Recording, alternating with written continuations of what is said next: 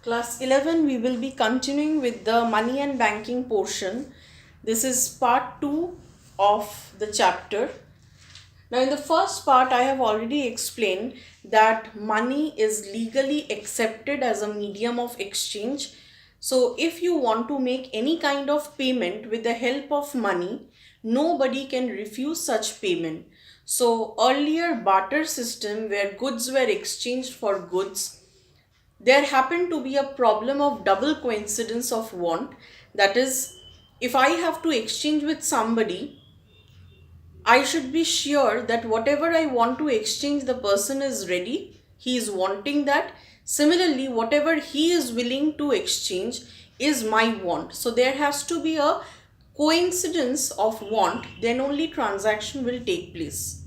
But such coincidence is very rare to find, because what I am giving, he might not want that. He might exchange his product for somebody else. Now he is ready to exchange his product with somebody, but that person might not be ready to exchange his product for the product that the person is giving. So I am ready, suppose I am ready to give my rice when anybody else is giving me wheat. But the person who has wheat might not be willing to take the rice which I am giving. He might be showing interest in a person who will exchange pulses. So the double coincidence of want is very rare to exist, and that is why, to avoid such problem, money came. And money has many functions which is discussed already, and it is the legal recognized way of making all the transaction repayment. Now we will in this video do the classification of money. Now money can be differentiated from one another on the basis of all these types. Number one is actual money and money of account.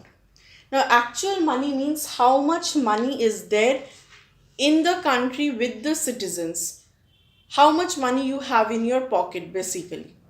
But money of account means, suppose we make a bank deposit, we have account in our name, and I have done a savings of certain amount of rupee with the bank.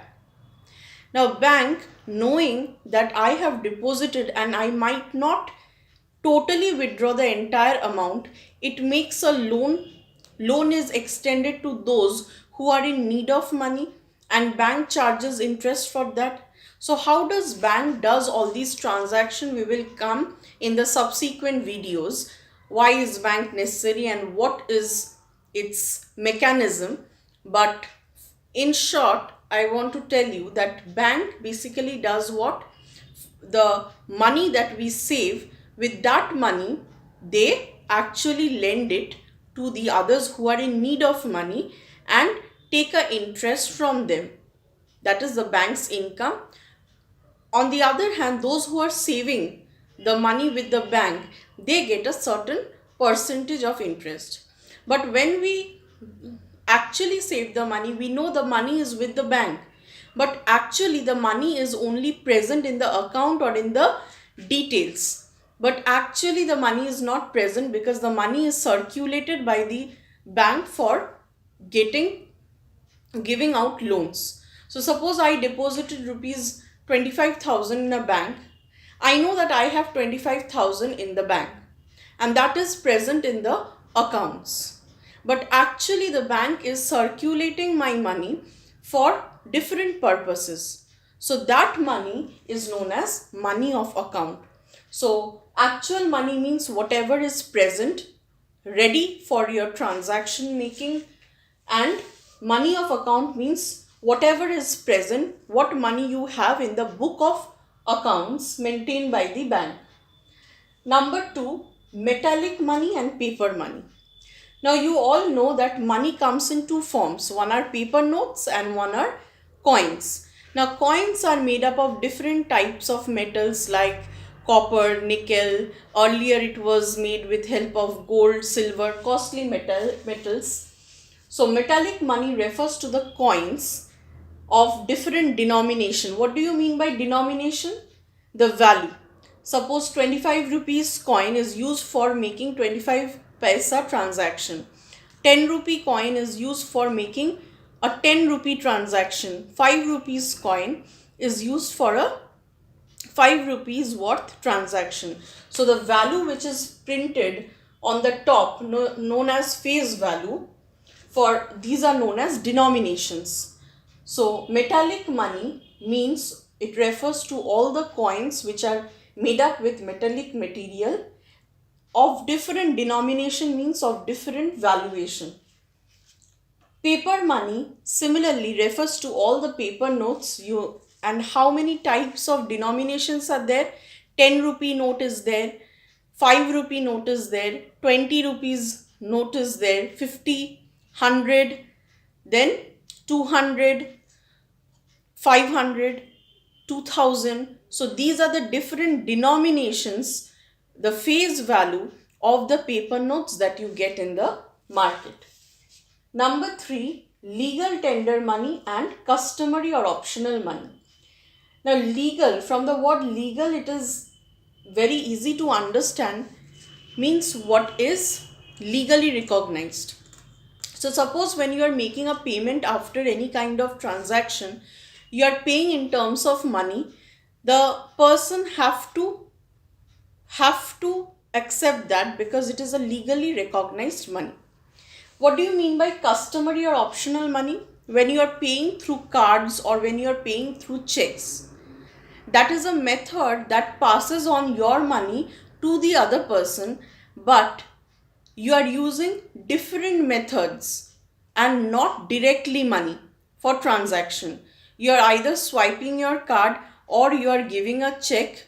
So basically these are optional or customary money, and if anybody rejects it, he can reject because he might not accept that, and the government have never legally recognized that you should accept the payment through checks or you should accept the payment through cards. If somebody refuses, then they can do, and if somebody accepts, that is optional case. You may or may not accept that.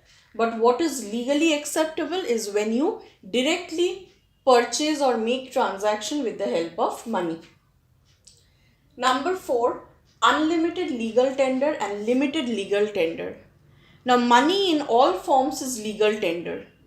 But what do you mean by unlimited and limited? Unlimited legal tender means which can be used for unlimited amount of transaction. Say you have to pay anybody rupees 50 lakhs. So how can you pay? You can pay by using 500 rupee notes. You can pay the entire amount by 2000 rupees note. So that is why all the type of money which can be used for transaction up to a very huge amount is known as unlimited legal tender.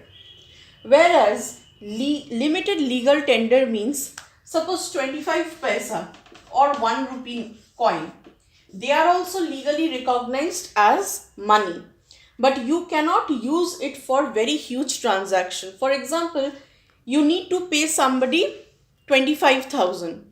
If you pay in 25 paisa, you can understand how much problem it is.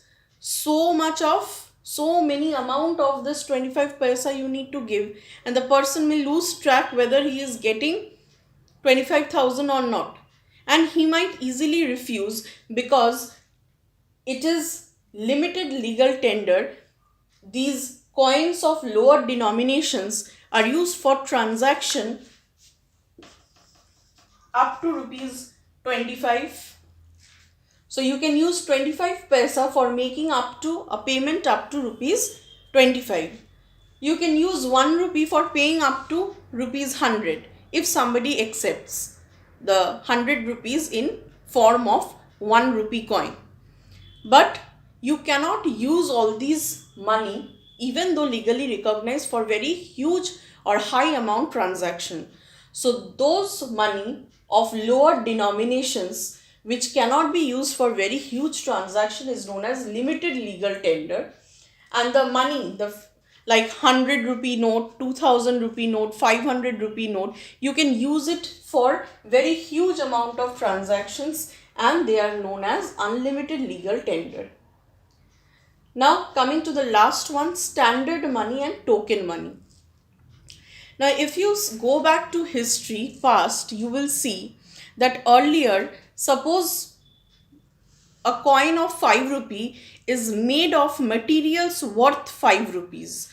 So the metallic value, the coin with 5 rupee printed face value, the number printed on top of the coin is known as face value, and it also shows that for any transaction which is worth 5 rupees, this coin can be used. And the material with which the coin is made, the metallic value, okay, also known as intrinsic value, is also equal or worth rupee 5. So the intrinsic value and the face value earlier used to be same. We call that standard money. Now this thing creates a problem. That also means that a 100 rupee note has to be made with a 100 rupee worth material. But what is token money? Token money means, suppose if you see this 2000 rupees note, we use this money according to its face value. The printed value is 2000. For anything worth 2000, if we are transacting, then we use this note. For anything worth rupees 2000, we can use this note. But if you see the paper material, the paper material might be hardly 20 rupees. The material which is used as a note on where the face value is printed is of lesser value. So when the intrinsic value or the value of the material is less than the face value printed on it is known as token money. Now which is better to be used? Obviously token money, because you can understand, if you see the money supply, there are so many 2000 rupees note, but if each note has to be filled in with material worth 2000, it is impossible. So standard money was earlier. You will see gold and silver coin. Then there are many metals which are very heavy, and according to the value of the metal, the printed price or face value was given, and it was used for that much transaction. But token money evolved afterwards when it was understood that money supply has to be increased. Now when the population is increasing, everybody is in need of money, and so money supply has to be increased. So the face value was kept high. That means this note promises to be used for 2000 rupees transaction, but the intrinsic value or the value of the paper on which this is printed is much below than the face value.